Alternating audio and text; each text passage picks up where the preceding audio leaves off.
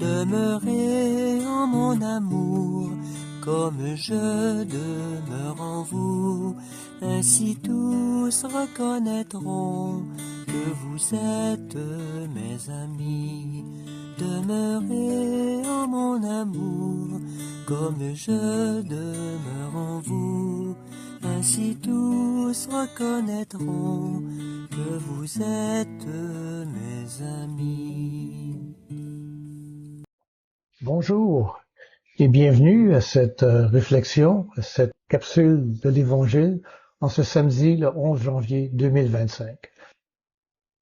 Aujourd'hui, nous voyons que l'ami de l'époux est tout joyeux d'entendre la voix de l'époux. Alléluia,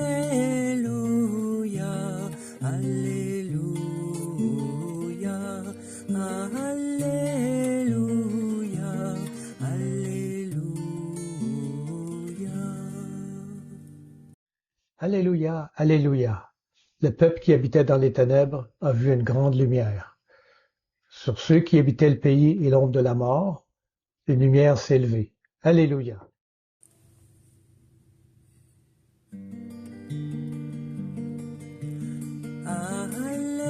Alléluia, Alléluia, Alléluia, Alléluia.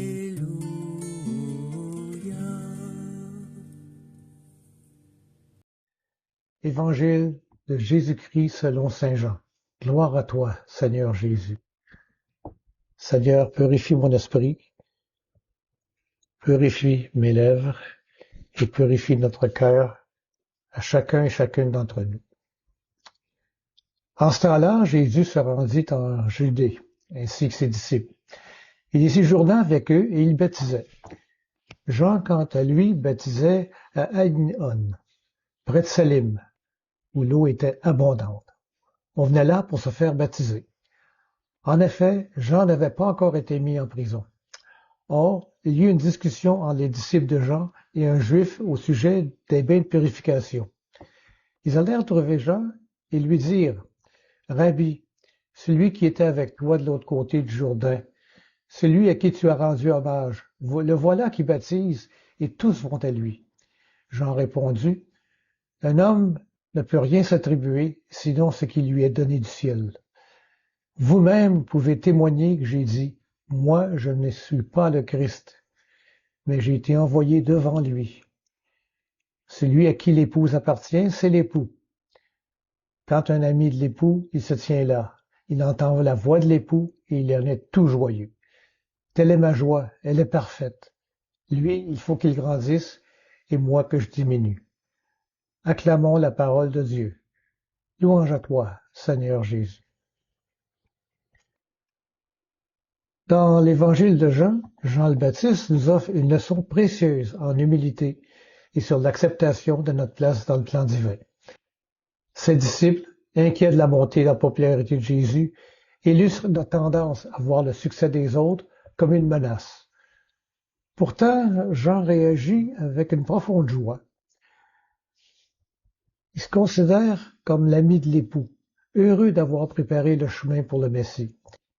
Il sait que son rôle est de se retirer pour laisser briller celui qui l'a annoncé.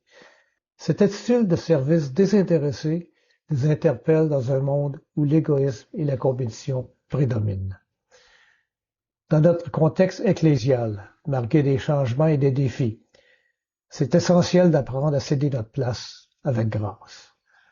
Reconnaître que d'autres peuvent être inspirés par l'Esprit, apprendre la relève, que ce n'est pas une menace, mais c'est une opportunité de croissance collective.